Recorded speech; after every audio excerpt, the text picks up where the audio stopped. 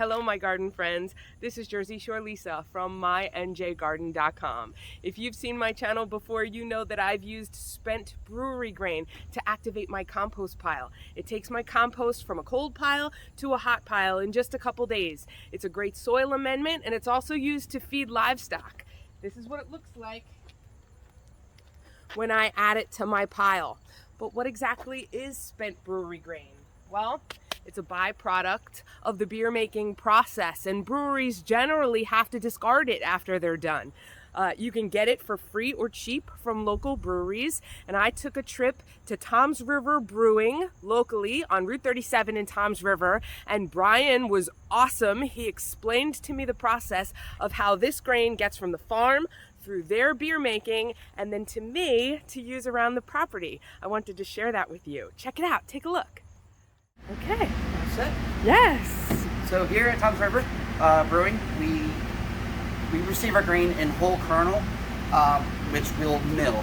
And our objective is to pull flavor out of the grain, but mostly the sugar and proteins. Depending on the region, we got Vienna, we could have Pilsner, we have a specialty like with chocolates or roasted barleys. And then we got cereals, your flaked oats, your flaked wheat, flaked corn. But we mill it all up. We'll put the whole kernel in the hopper, we mill it, and we send it off to the brewing area. So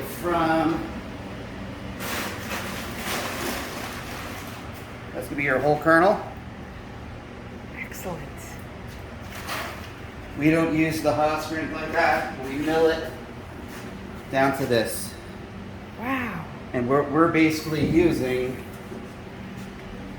is all the sugar and the protein out of it. We'll steep it. We'll basically soak it in hot water, anywhere from 150 to 160 degrees for about an hour. And then what it does, that extracts all the sugar, the color, depending on what grain we use. And then we'll send it over, and that's when we start to boil. But that's just how we use it and what we use out of it.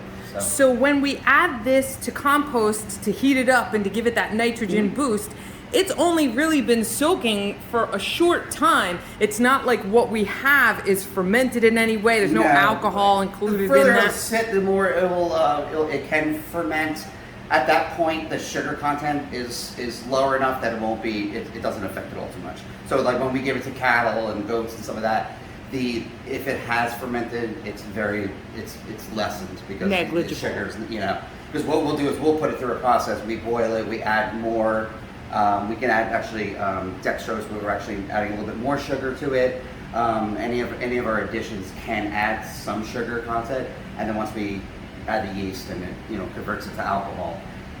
It's a simple process of just breaking it down on the outside. So excellent. So yeah. And so introduce yourself and the company and let us know kind of a little bit about. I'm Brian Dressler. I'm the assistant brewer here.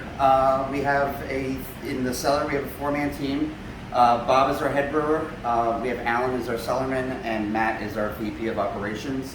Then we have our office staff in the tap room and delivery and sales. But I'm on this side of the wall. And wonderful.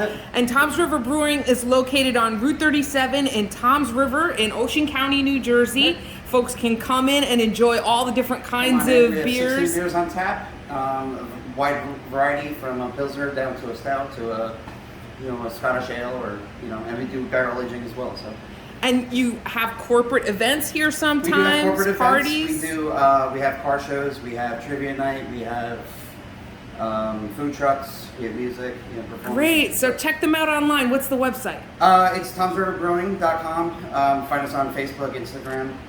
Excellent. Thank you for your help, Brian, and thank you for the grain. No problem. Thank you.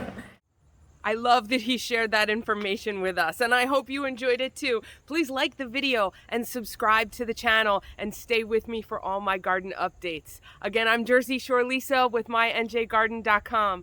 Thanks for watching.